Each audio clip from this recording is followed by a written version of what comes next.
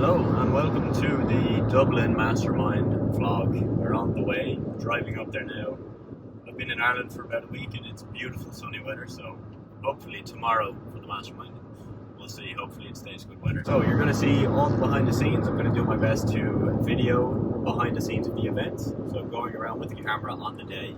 And yeah, my goal is to kind of share what that actually looks like. So if you ever want to come to an event we host in the future, or you're just curious, who do we work with? Who are the type of people within our program? That's what you're going to see on the vlog. So we have a full day event from 9 a.m. to 6 p.m. We have a mix of like social hour at the start, just to kick things off, get everybody warmed up and introduced to each other. We have a lot of networking at the end of the event for another hour to an hour and a half. And then we have myself and Ty, our student success manager, will do a small talk.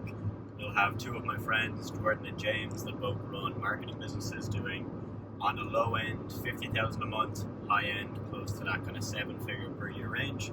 So they're going to give talks and give tons of insights as well. And then we have Alvie, Owen, Mel, Ross, Shaun and James, who are people within our program, apart from Mel, who's actually the girlfriend of our student success manager. They're all going to give talks as well, which is very interesting because these are people that have pretty much started their business within our program from zero to where they're at now. Some of them are making 5,000 a month, some are making 10,000 a month, some are making 20,000. So we're going to bring you along for the day, hopefully get you a ton of content, and yeah, bring you along on the journey. I need to make a change now because I don't want to be the guy 10 years from now.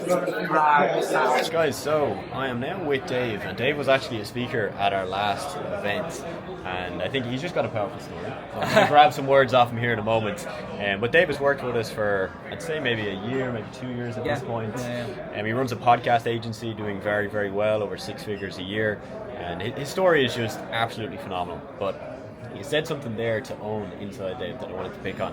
If you're in Ireland and you're watching this video, I'm Irish, Dave is Irish. You know the Irish mindset, right? You know you go to school first, you go to college, you go through the system, and the dream life is a life that, to be honest, is kind of miserable. Yeah. It's so common though. It's like the thread you follow out of your family, your friends you see around you, like it's the common thread, and it's, to be honest, it's the norm. So doing something like stepping out of your comfort zone there and taking a chance on what you really want with like work or freedom or whatever your why is, it's an outlier situation, and it's so rare because my friend circle's not into that for the most part, and my family's, not mostly entrepreneurs either. So it's hard one to kind of make a decision on, but man, I'm so glad I did. That's the beauty, man. That's the beauty, because it's not easy. It really, truly isn't. And like, if you're seeing this video, you're seeing this event, you're seeing all these people, you're hearing talks, and you're hearing all this money that they're making, you're going to be thinking, oh, it looks too good to be true, too easy. The reality is it's really hard to start, because mentally you have to decide to do something that most people just don't want to do. And that's scary. But the sad reality is, look, this video will just be inspiration and nothing more than that if you don't really take action on it. If you just watch this video and say, hey, that's cool, and fair play to Dave, and fair play to Adam, and good for them, and you want that life, but you're not willing to have that bit of uncomfortable feeling of going out on your own, then it's just the reality, and it's going to be uncomfortable. Yeah, it's going to be uncomfortable. It's going to feel weird. It's going to feel unnatural because you've literally lived your life up until this point in a different direction. Literally. So that mindset shift is huge. But that 1% of progress is so motivating. And once you see what's behind the curtain of this life, you won't turn back, because you can see it working.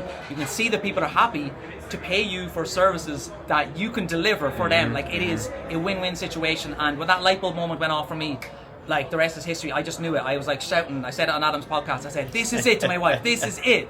This is it. And it's true. When you find your this is it moment, you're going to love it. I'm still chasing my high for my first sale that I've ever made, which is for $5 to complete a service online. I'm getting orders for 3,000 now, and it doesn't make me feel anyway. It doesn't matter, because the proof of concept for me in the beginning. That big change, that big shift. So just think about it, guys. That first 500 you're going to make, or in Dave's case, the first fucking $5 you make. That's €3. It makes all the bloody difference. That gives you all the spark you need, and even if you worked 10 hours to make 200 online, or whatever, you're going to feel, yep, this is it. So this is your sign. You just got to start. We're here at the Mastermind event. It's been pretty good so far. This is Owen, one of our students in the program, but also one of our speakers. Did a really, really good talk. Walked through his journey of starting a business in college. He's now still in college, but he's doing about 6,000 a month. 6,000 a month. And yeah, I just wanted Owen to come on and just kind of give you guys a couple of key insights. He mentioned a few things, and you know, if you're in a situation right now where you're in a job or you're in college, it's going to be really useful to hear from somebody like Owen, because he doesn't have 10 hours, 12 hours a day to work on his business. You know, No. He's just making it work. Yeah, of course. Yeah, so if you're in a job or in college and you want to make a switch, one of the most powerful things I think I talked about today was projecting yourself 10 years from now and where you're going to be if you stay the same. If you don't make a switch and you stay the same at your job, or whether that be you're blue collar and you want to make a switch and you want to open your own business, make the jump. Start slow. You know, you can get your first few clients off rip even while you're in the job. You have time. And if you're from Ireland, I was even talking to a gentleman in here. You guys have such an advantage because you're 6 hours ahead of America. So when you get off your job and it's 5:30, it's 11:30 here in America. It's only midday. You have the rest of the day, and yeah, you could definitely get your first few clients. While you're still in the job. Definitely, man. And as Owen said, like projecting out where you want to be, but also, as you said, kind of that view of what if I don't do what I need to do to get to that point? Absolutely. You know, what if I want to be a millionaire, or I want to own a property, or I want to make a certain amount of money? Well, then what do you need to do? Because imagine you didn't do it, right? That pain, that like regret, that feeling of what am I doing is going to be so much worse, right? Yeah, of course. Any of the stress that you've gone through of starting in college. So yeah. Super inspirational, man. Yeah, one thing I will say off that is when I was in high school, my senior year of high school, I worked at a company called Fastenal. It was a factory. I was in there sorting nuts and bolts all day, counting nuts and bolts. I swear I walked in, everyone's depressed, no one's cheered, no one's talking. All you hear is the sound of forklifts and tires squeaking on the ground. I knew, like, if I didn't make a change or if I didn't go for something better, that could be my life.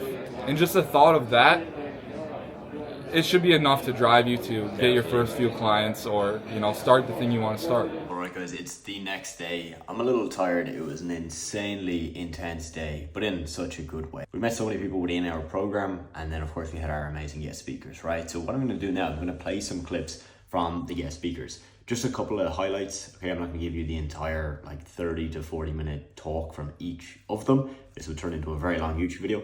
I'm going to give you some snippets, just some highlights, so you can kind of hear what they were talking about and to see, again, if this is the kind of group and environment that you want to be a part of. Now it's more of what we're doing.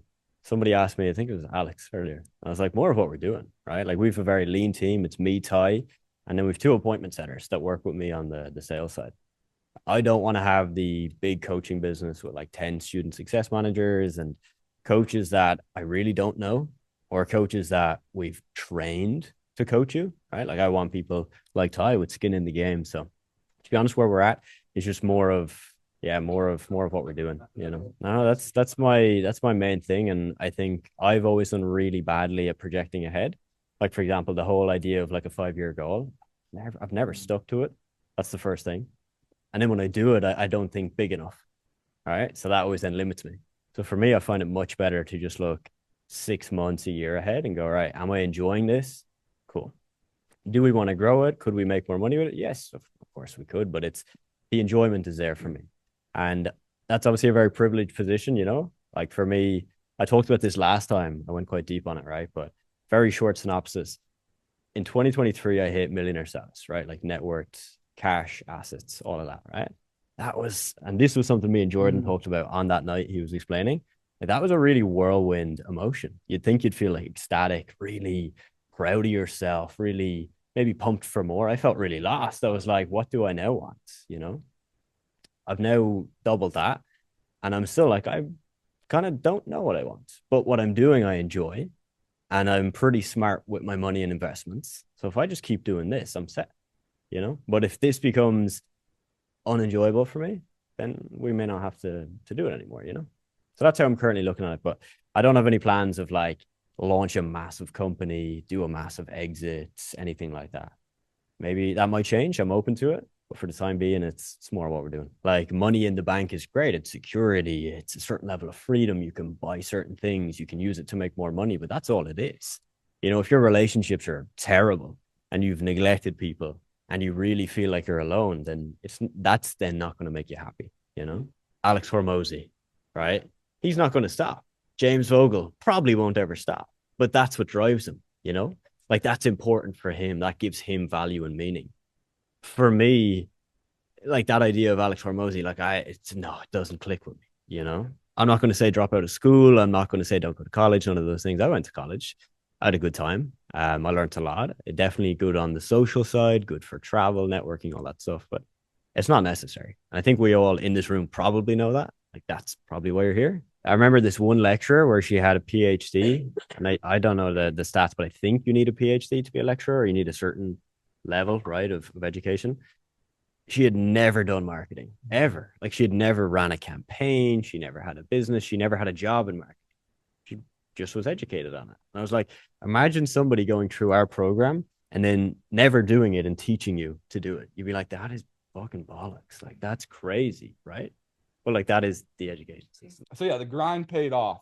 I started signing clients. Some came through Upwork, some through word of mouth. Like my dad even signed on with me. He owns a rubbish removal business, but super low paying client. I give him the family discount, but hey, it works. Like it was a start. Anything to start building your portfolio up right away is so helpful. So my first high ticket client, I signed a client for $800 a month, which was something of a big accomplishment for me because it took me from like 2,000 to 3,000 a month to like 4,000 to 5,000 a month.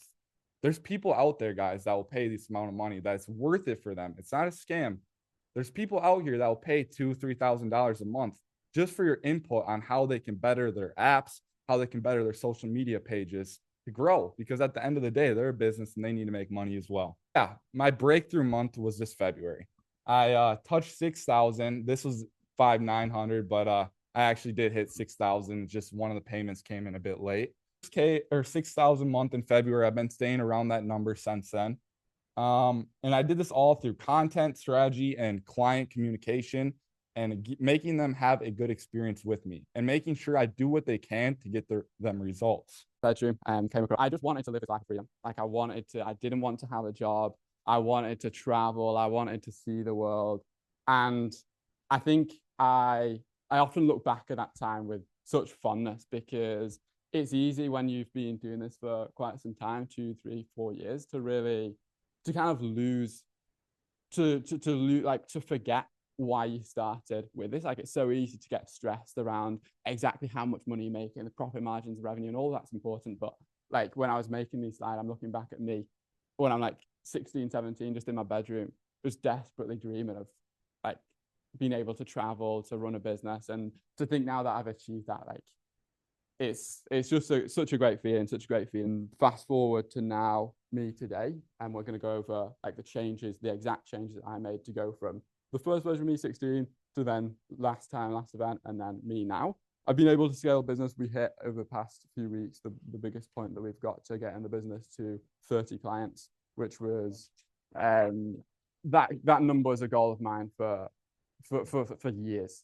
And yeah, amazing to achieve that, hit 30 clients, be able to take our margins from like 55, 60%, which is not really wanted, now 70, 75%. So we're making more profit as well. Being able to build systems so that sometimes I am, but not every night, up at 2, 3 a.m. Just really not liking the business. I'm starting to wake up every day, and especially now I've been traveling over the past few weeks, being in Dublin, starting to actually, because of the systems we've built, because of the people we've hired, actually wake up and actually really look forward to every single day.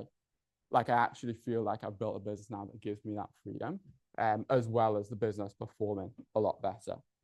So that's just kind of give you a little bit of context into where I started, where I was last time, and where we are now. So I want to go through both for whether you're the kind of person that's still in that early stages like me at the start, or whether you're someone who's started to get a few clients now and wants it to take it to the next level, more clients, more profit, and less stress, less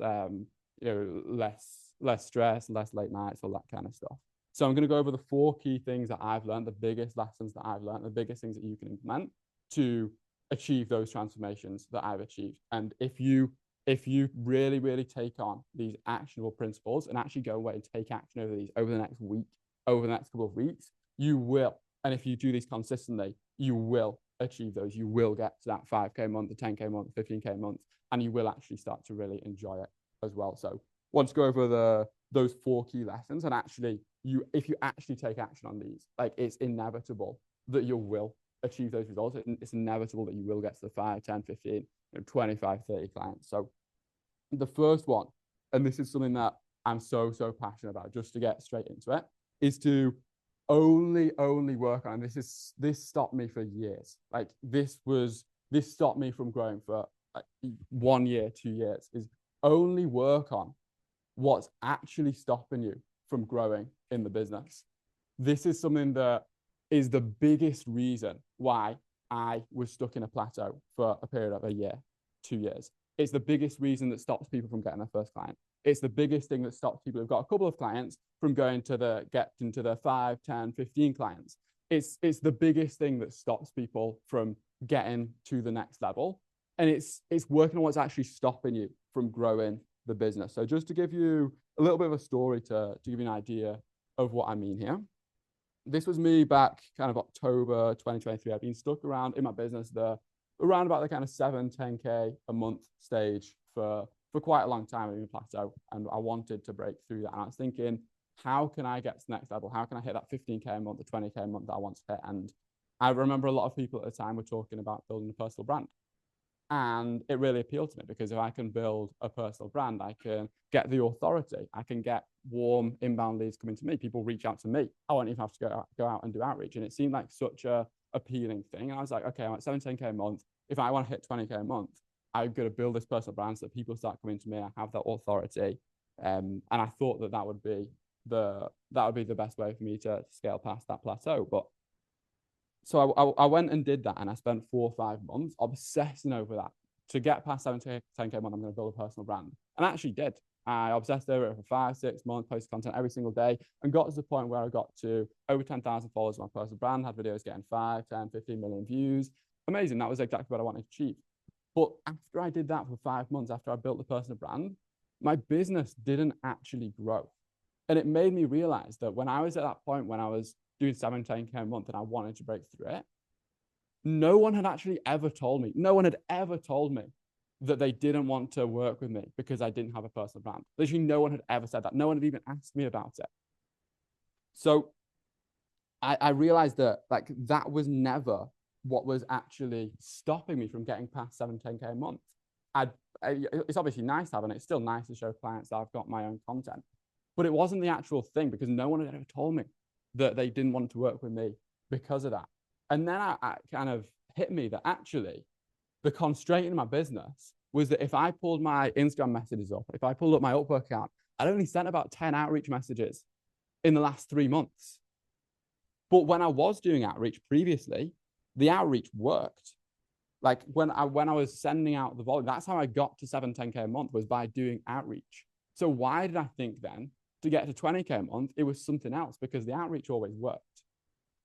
So why did I get some initial results with something, then rather than just doing that actually got me to the next level, why then want to do something else? So then from there, went all in on outreach, because I realized that actually the only thing that was stopping me from growing was like the fact that I hadn't done outreach in 3 months. So I went all in on that, did a lot of outreach, went heavy on outreach volume for the next 4, 5, 6 months, and we actually doubled the business. Because we actually started, the only thing that I cared about was the only thing that was stopping me from growing. And that was the fact that I hadn't done outreach in months. It wasn't the fact that I didn't have a personal brand. There's plenty of other examples of this. Another example is, after that point, I'd gone all in on outreach. We got to the point where, we've got 10, 50, I think maybe 20 clients from doing loads of outreach. And I wanted to get to the point where we had, the 30, 40 clients. And at that point, I was thinking, okay, I need to get to, I want to get to $15,000, $20,000 a month. To do that, I want to double my outreach. I want to hire 6, 7, 8, 9, 10 appointment setters. And I wanted to do way more outreach. But then I realized that actually, hang on, that's not now. It's not always outreach. That's not what's stopping me from growing. Because at that time, even though I was thinking I want to triple my outreach numbers, I want to bring on, 3 more appointment setters, my client churn was bad. The reason we weren't growing was because clients were leaving after 1 or 2 months because the service we were delivering wasn't good enough. So in that situation, I thought that I needed to do more outreach. But the only reason I wasn't growing, it wasn't because of the amount of clients we were bringing on. It wasn't because of the amount of messages we were sending. It was because we were losing them. So that I didn't need to do more outreach. I didn't need to care about the amount of outreach I was doing then. I only needed to worry about this, the actual problem. The only thing that was stopping me from growing was the client churn, the client retention. So I fixed that, clients started staying longer, and then we started growing again. Another example, I was just chatting with a friend over the past couple of weeks, and he was really, really stressing over client results. He was saying, the clients aren't getting as best results as they possibly can. I really need to spend the next 6 months obsessing over client results, getting more views, getting more followers. But then we kind of started chatting about it, and he was like, yeah, I don't want to focus too much on outreach and all this kind of stuff because I need to obsess over the client results. And then I kind of asked him, well, like, have you had clients leaving because of client results? And he said, no. He didn't have any client. No client had ever left him because of the results that he was getting. So why would you then spend the next 6 months obsessing over the client results if it's not a problem? Clients are staying with him. Clients are happy. So he had to, that wasn't the thing that was stopping him from growing. Another example as well, a friend who just had his first client, he was spending around 8 hours a day, 7 days a week, working on building all these kind of crazy systems, building out Notion templates, Google Sheets, all this kind of stuff. 8 hours a day building the systems. But he only had one client, and like that was not stopping him from progressing. When you've got one client, systems isn't too much of an issue. You don't need to spend 8 hours a day building the system. So he, again, wasn't focusing on what was actually stopping him from growing the business. So this is like the thing that I'm most passionate about. And like, so we came into sort of Adam and Toy's world, but our own ideas and ways of doing things. So again, Adam and Toy sort of specialize on content creation, social media management side of it. We came in with doing paid ads and stuff, but eventually we realized that why don't we just listen to Adam and Toy instead of trying to create the wheel as such.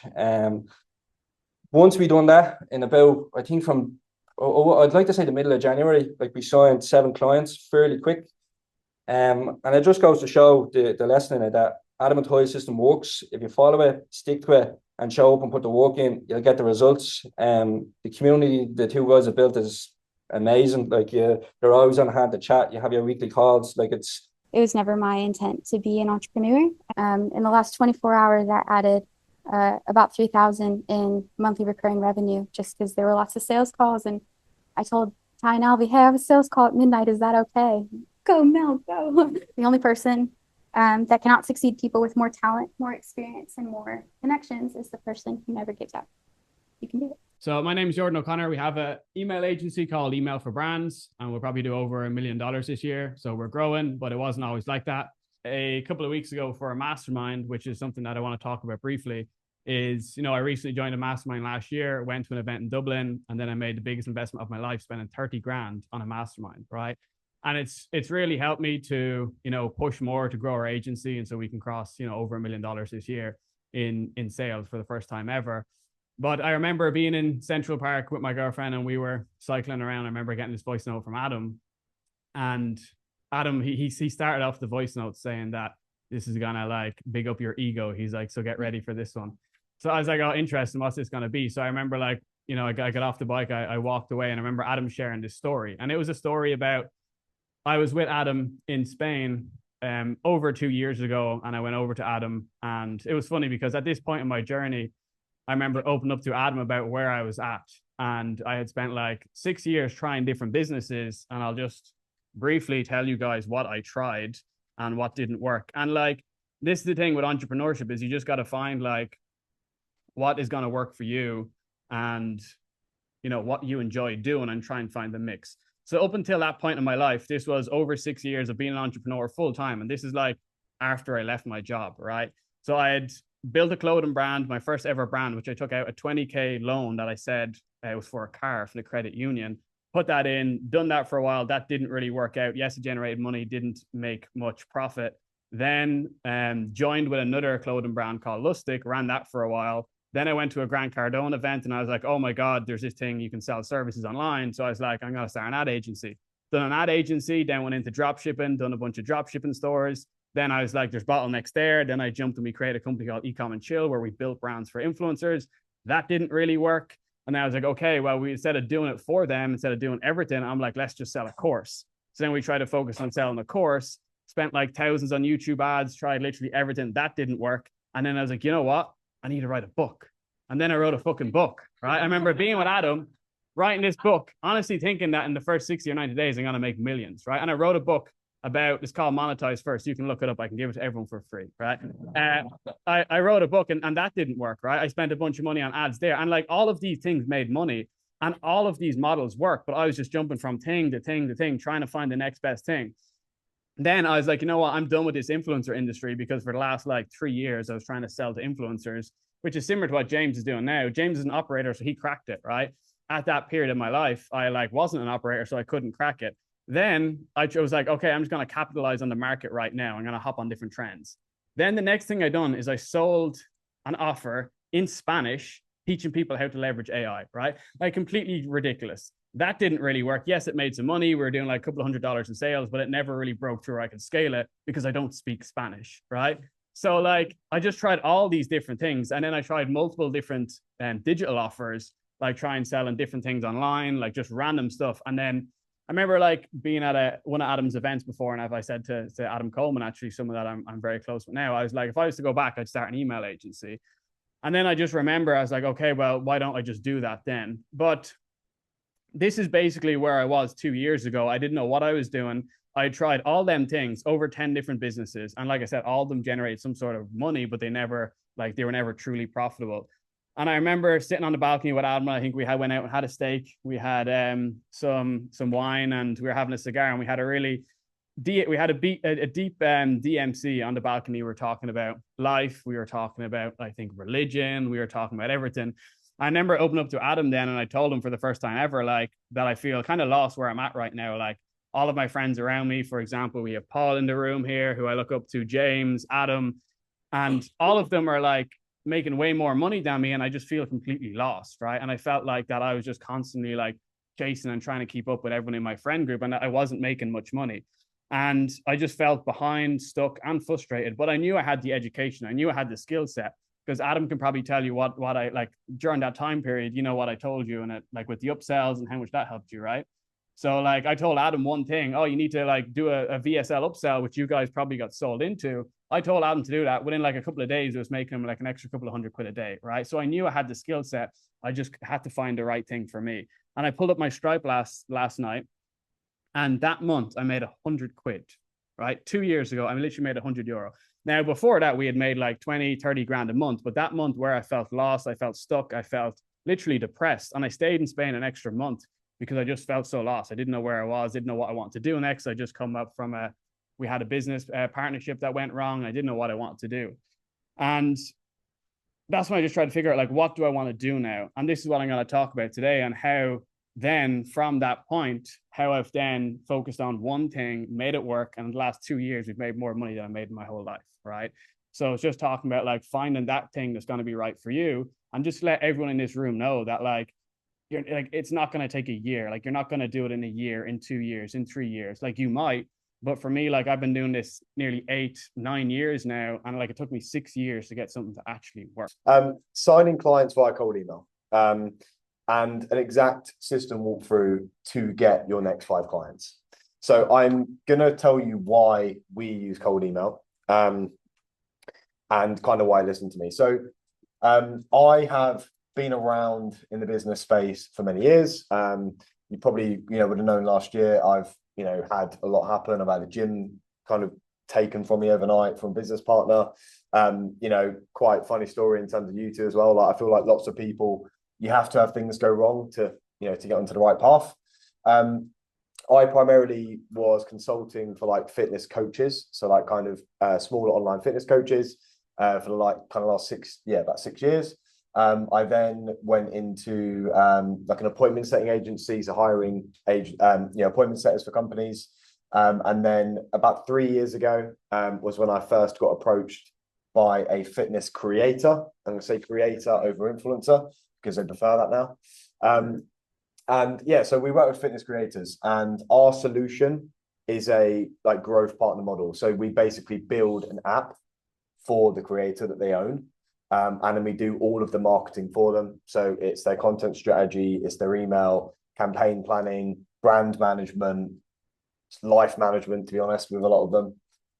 And we work with clients across the world, primarily the US. If you haven't been out to the US and you haven't really been exposed to the US, it blew my mind because it is huge, absolutely huge.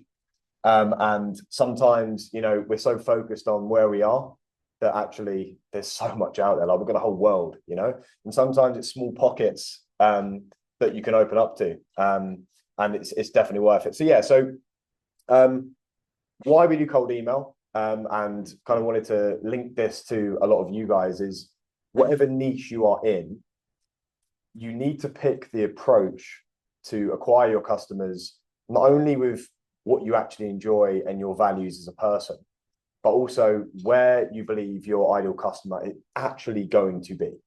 Okay, where are they going to be? How do they behave? So I would love to do DMs, but our clients have millions of followers and Instagram have crazy filters. So there's no chance. Yes, we can, you know, drop comments and stuff. And I mean, it did work back in the day. Someone would do a reel. I mean, some of my setters would literally save notifications when people post or go live. And one of our clients, actually, we had a setter in New Zealand and they jumped onto this person's live and said, hey, I'm tuning in from New Zealand. And then that creator was like, what time is it there? And they were like, oh, it's like 3 a.m. or something. And then all of a sudden after I jumped in the DMs and then it was fine. But what I found is email is where all of our creators do their business. So that's all we do. And second thing we ran into was, so now we know where to find our clients. We know how to kind of get them to read us. And then we started to really kind of break down the best email structure to actually get seen. Because again, I mean, we actually used our own clients to build our email process because we looked at their inboxes and was like, wow, this is what you deal with every single day. And they're like, yeah. And we found, would you prefer to be straight up pitched, or would you prefer someone like basically trying to give you value and then low key pitch you? And the thing that we found was the subject line, they love to just be straight up, okay? Because they don't want to waste time. Like if they have a subject line and then it's wasted their time reading the email and it's not linked, they get annoyed and they delete you and I'll never respond to you ever again. But they said, best thing that we like is when the subject line is to the point and you tell us actually what you do and who you are, so they don't have to research you. But then at the end of it, instead of like having some crazy offer or guarantee or whatever, they just said like, keep it nice and casual. So we split tested lots of different things, and I'm going to go into that you know, further down the line. But yeah, this is all we do to acquire customers. Cold email. We scrape every single week. We have instant sequences go out. We analyze the data and we book calls. And we've refined that process throughout the, you know, the years in terms of like getting people to show up. You know, I was chatting to you know, a few guys at the break again, and there's so many things to cold email. I mean, years back, it was a bit of a trend. In my opinion, it's gone quiet. And when that happens, I always like to jump at it again because people tend to follow other things. So yeah, we literally do this every single day, every single week for years. It's bulletproof. It's how we get our customers. And we've got some pretty big customers from it. And yeah, we do pretty well at it. We roughly try and send out about 1,000 emails a week, 750 to 1,000. Obviously, we have to be super careful as well because the influencer space isn't actually huge in terms of like, we want to try and hit people that are like 300,000 followers plus. So like, if we're doing what other people say, like, you know, send 10,000 out a week or whatever it is, like, we'd pretty much just email everyone after like a couple of months. So, and also because we want brand identity, we have to be careful. Like, we don't want to be just sending out spam and rubbish because people start to assume, oh, don't go to Fitpreneur because, you know, whatever. So this is like an example of our instantly campaigns. As you can see, so on the left here is obviously the sent. We don't have any links in the first email, because if you have links in the first email, you'll go to spam. Just don't do it. And then also you can see our reply rate. Now that isn't a positive reply rate, that's just overall. So some of that could be people saying, go away. Or some of it, a lot of it could be actually let's have a chat. For example, this one here, we sent out 3,900. I think this was across a month. We had 90 replies, 71 opportunities. And from that, we average book about 12 to 15 calls a week from cold email. So our numbers, are pretty good. Obviously, you can see reply rates are super high. I mean, that one there is insane. And it's just because we constantly refine. Cold email is a process, but we're not afraid to even this one, right? This was a very reactive campaign, but do you remember, I know it happened again a couple of weeks ago, but when the US were about to ban TikTok, just had this idea. I was like, I'm going to scrape some TikTok and then say, your subject line was like, are you worried about losing your TikTok? And then we generated just to test it, but then we realized that people from TikTok, the quality wasn't great. So that is some screenshots from our campaigns. Again, so bulletproof, this is what we do, this is what works.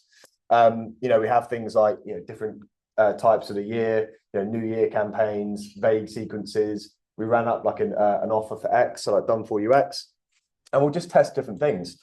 The reason why we tested X was because obviously we have a lot of different services, but sometimes our whole package can be quite a lot for people. It's like an app, it's huge. So I realized actually sometimes if we could have a lower kind of entry level service to get more people in and then upsell them, that's what we can do, and that's what we do now as well. So we'll get people in from done for you email or done for you X, or whatever, and then we'll upsell them to our ultimate package after. This is results from cold email. Don't know if anyone watches Love Island, but we've worked with Gabby for about a year and a half. We launched her app 5 weeks ago, the Island Body Program. We did app, website, do everything for her. We even managed her socials when she was in the villa, which is pretty crazy. Kate's based in Canada. Again, she's head of content for a brand called Alvie. And all these people came from cold email. So these are huge people that we just sent an email to, which I think is pretty crazy. Again, why cold email? It's great because it allows you to get into positions that you potentially wouldn't anywhere else. So, for example, if you're targeting higher end business owners, they are normally always in their emails. Obviously, you might get some that have EAs, etc. But majority will be going to their email. And the reason why they go to their email is because they'll get their leads into their email. They'll get all of their communications into their email. So you're always going to get seen. And again, if you are trying to offer services to that old entrepreneur, it's just how they work. Okay. They might not be on Upwork. They might not be on Instagram or whatever. Half of them, if you're pitching social media services, they don't even use social media because you're like, oh, your profile's not active, because they're generally not active. So if you DM them on Instagram, they're probably not going to reply. So cold email does come down to metrics. But what I actually want to do before that is I actually want to break down a bit of the conversation I just had. And cold email sometimes gets a bit of a bad rep. It's like, oh, you get low quality leads and low quality customers. That comes down to your lead list. If you are scraping rubbish and sending emails out to rubbish, you are going to book rubbish calls. Simple as.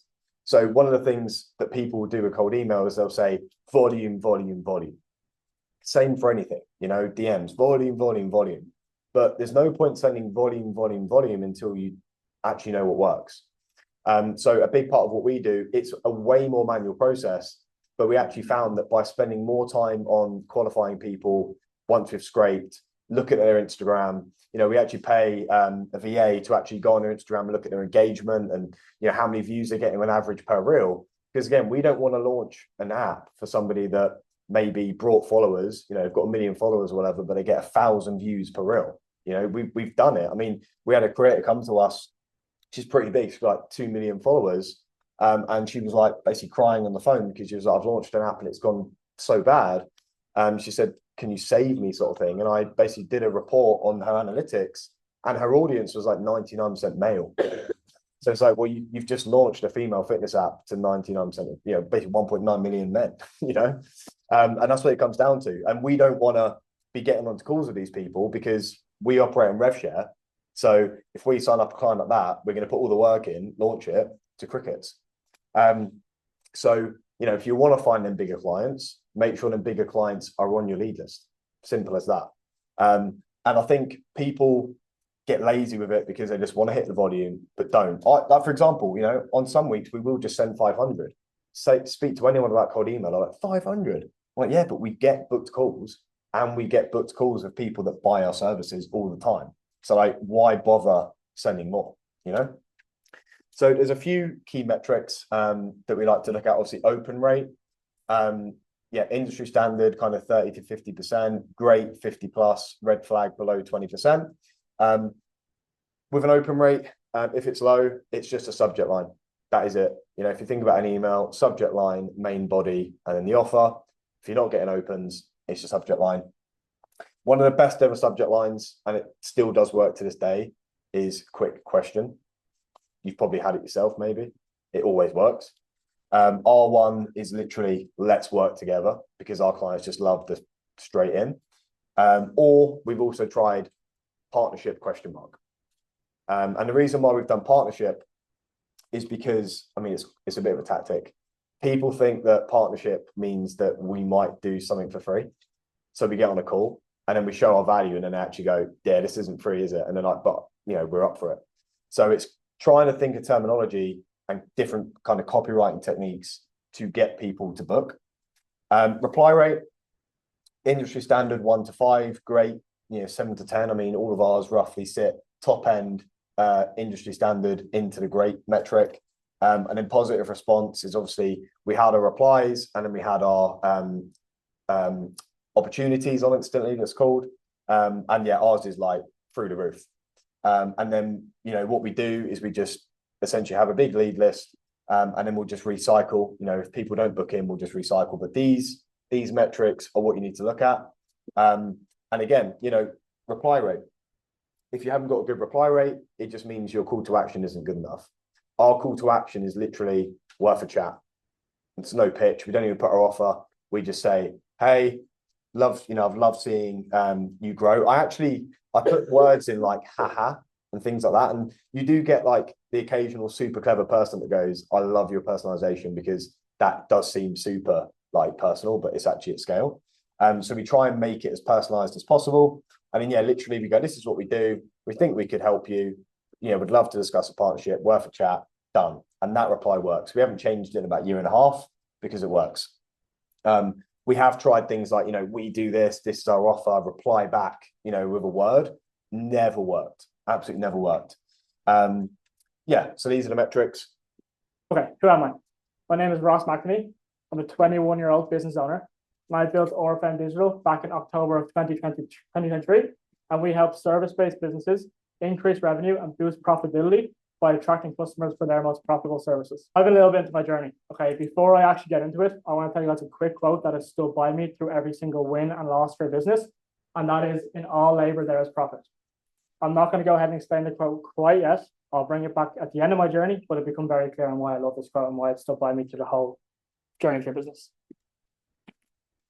Okay, so my first business was a teddy bear online business I built at the age of 15. My parents sold wholesale teddy bears to supermarkets in Ireland, so I had an idea. I decided I want to bring these products direct to consumer. Okay, and I had no idea how to do this, but this is my idea.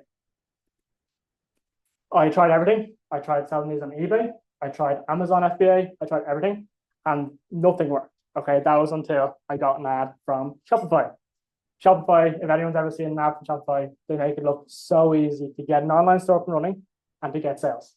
And you hear that, traditional ching little, that little voice like that is, I wanted that. So I went ahead and built the online store. When I built the online store, I thought it was as easy as that, but I'd build it and I'd launch it and wait for the sales to roll in. When I launched it, nothing happened. And I thought it was going to be as easy as this, that I'd launch it and the sales would come in. Nothing happened until an influencer called Connor Ryan. I'm sure everyone here is probably familiar who he is. He reached out to me and gave me some business advice and also offered to do stories for me for €100 for 5 posts. At the time, I thought this was crazy, crazy money. I thought this would be way out of my budget. Bear in mind, I'm 15. I'm digging into my confirmation fund to fund this. That was until a friend of mine actually broke my belief around this and told me, go for it. You have nothing to lose, €100. My profit margins, I had to do about €160 in sales to break even. So he said, you'll make your money back, I guarantee it. So I went for it. Stories went live. And when I say in 30 seconds, that money was made back. And everything else after that, the next 24 hours, profit. That day we did about €1,000 in sales. And that was my first real hit of business. I'm in my bedroom at age 15 and I did €1,000 in sales and not even know how to fulfill orders. Ran this business for 3 years. We repeated the process of influencer marketing. Okay, we just reached out to every single influencer possible in Ireland, shipped the products out to them, they would review it, and that's how the organic traffic came in. And that was along with some Instagram content as well. The main benefit I got from this business, it wasn't the money. Okay, at the end of the 3 years, the profit margin wasn't huge, but the skills and the work ethic that I got from it was invaluable.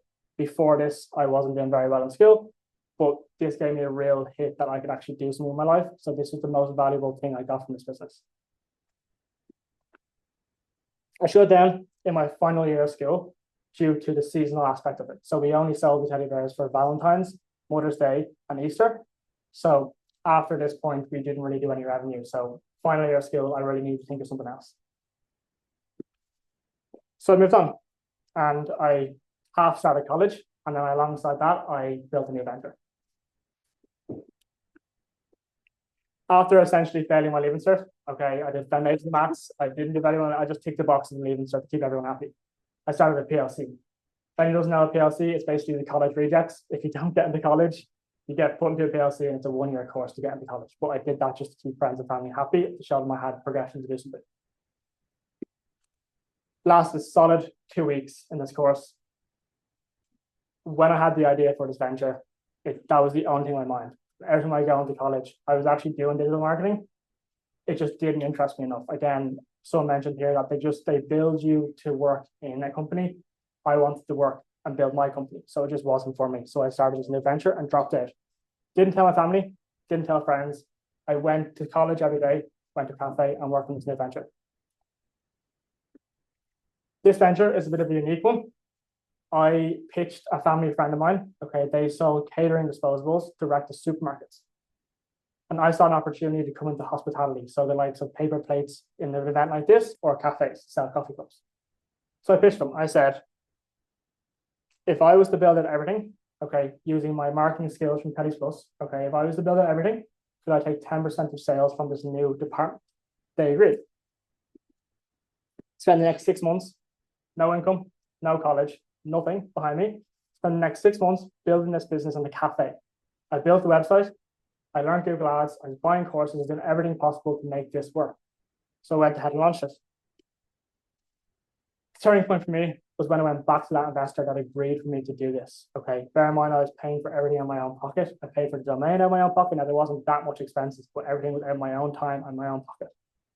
I went to the investor after proving the concept through cold email. So I have a proof of concept. We were beating the biggest competitor's price. Bear in mind the biggest competitor did $500 million that year based on the research I was doing. So there was definitely a market demand for the products and we were able to undercut them on price. So I went to him, proving the concept of the service. And I said, if I can get 2K in ad budget, we can really scale this. He looked at me and he laughed at me and said, not a chance you're ever getting that money. So from there, I knew I had to go out and build something for myself. But I was absolutely devastated from the last 6 months of work after dropping out of college, after having nothing behind me. So like no leaving cert, no college degree. But what I did have was skills. I didn't realize this was going to be valuable for me at the time. It all felt like failure. When I got rejected by the investor, and also when I shut down Teddy's Plus, this all felt like failure to me. But what it actually was the opposite. These 2 failed businesses gave me everything I needed to build what ORFM Digital is today. And I know in the future, I'll look back and I'll probably thank ORFM Digital for what I'm going to build in the future as well. So this brings me kind of back to the quote, okay? No matter what anyone does, and this is going to talk into the beginners or even people like James and Jordan, there is profit in all labor. So no matter what work you're doing, if you're winning, if you're losing, if it's in life, whatever it is, there's profit to be taken from it, whether that's monetary, whether that's skills, whether that's the character building traits, whatever it is. There's profit to be taken from every single bit of work you do. And that's something that stood by me through every single win and loss. There's one for me, which is, when is the next mastermind? It's a good question. We'll see. We'll see. It can be sooner if people want it sooner. That's true. That's true. Depends on demand. If people want a mastermind, let me know. Because if I know you want one, I'll organize it. Right? All right.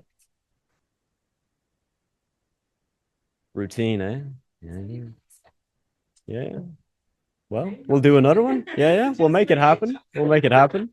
We don't have a date, but again, if you guys let me know that if this was valuable, it was worth the money, you got something from it, we'll do more. If it wasn't, fair enough. That's okay too.